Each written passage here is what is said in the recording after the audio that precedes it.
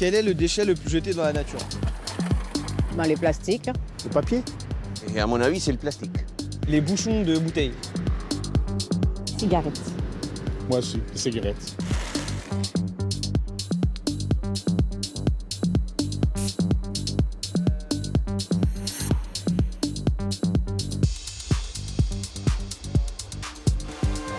Je suis Michael Grybowski, je suis co-responsable de l'antenne parisienne de Surfriders Foundation Europe.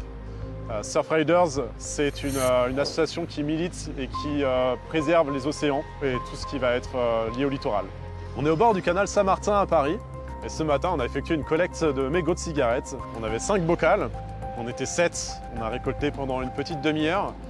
Et on a récolté une quantité assez importante de mégots, environ 1000. C'est assez courant de retrouver ce nombre de mégots. On a fait une collecte la fin de l'année dernière, au bord de ce même canal, et on en a compté à peu près 15 000 mégots à 80 bénévoles sous 1 heure de temps. On peut estimer qu'à peu près entre 2 tiers et 3 quarts des cigarettes achetées finissent par terre et non dans une poubelle. J'ai été fumeur pendant une bonne dizaine d'années. Et j'avais le mauvais réflexe aussi, en fait, par manque d'informations, j'avais tendance à jeter une mégot de cigarette dans les bouches d'égout, me disant que c'était un peu la seconde poubelle et que c'était mieux dans la bouche d'égout que sur le pavé, et j'avais tort. La bouche d'égout, ça va être directement une porte vers la mer, vers l'océan. Et le problème, c'est que les stations d'épuration ne traitent pas forcément bien cette toxicité une fois dans l'eau.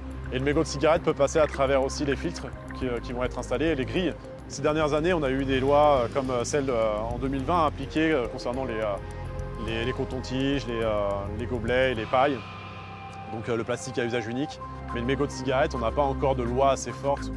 Et si vous concentrez votre regard de toute façon sur le sol, n'importe où vous êtes, il y a de grandes chances que vous aperceviez des mégots de cigarettes. Et ces mégots de cigarettes, ça se trouve, ils sont là depuis déjà 5 ans, 6 ans.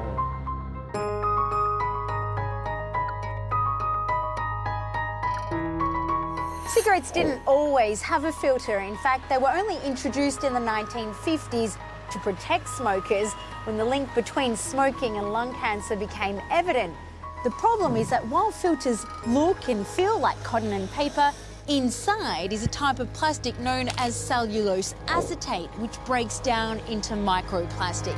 Add to that more than 4,000 chemical substances, and we're now talking about a toxic waste.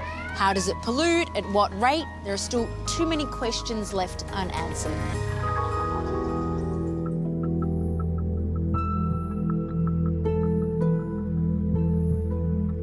Je m'appelle Camille Lacroix, je suis ingénieure d'études au CEDRE, alors spécialisée sur les déchets marins. Je m'appelle Aurore Zeller et je suis ingénieure d'études au CEDRE, spécialisée en écotoxicologie environnementale.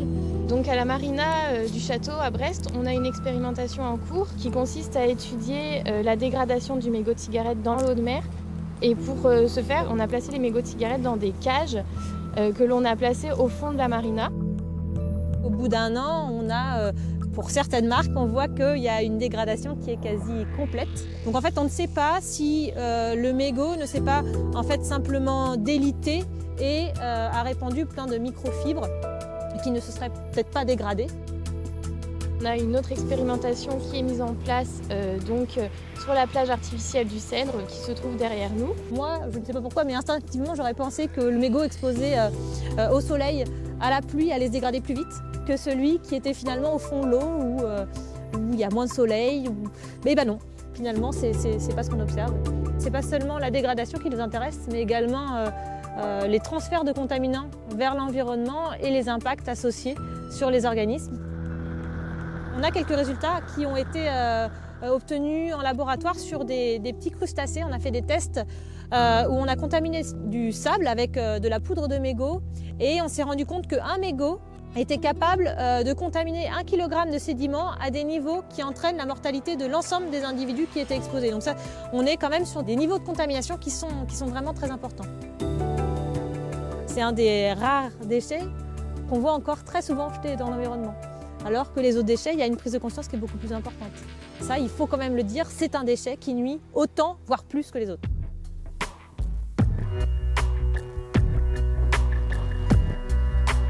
Je m'appelle Bastien Lucas et je dirige la société Mégot Recyclage. À ce jour, nous sommes la seule unité de traitement en circuit fermé et de recyclage des mégots de cigarettes en France. Le filtre, lorsqu'il arrive, il y a des cendres, du tabac, du papier et le filtre. C'est une odeur de tabac froid, donc une odeur qui n'est pas très agréable. Les mégots arrivent sur notre site, sont triés, donc avec un tapis convoyeur, sont ensuite broyés, puis sont dépollués en circuit fermé. Notre solvant principal est l'eau. La matière est ensuite sortie de l'eau, séchée, broyée, puis thermocompressée, c'est-à-dire qu'on utilise une presse pour en faire des plaques en plastique. Et ensuite, on fait de la découpe laser ou de la découpe 3D pour faire des lames de mobilier urbain. À ce jour, nous avons traité à peu près 8 tonnes de mégots de cigarettes.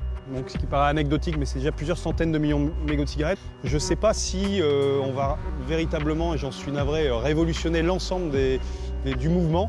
Mais malgré tout, à notre échelle, bien évidemment, chaque jour, on amène au moins les fumeurs à se responsabiliser autour des mégots de cigarettes.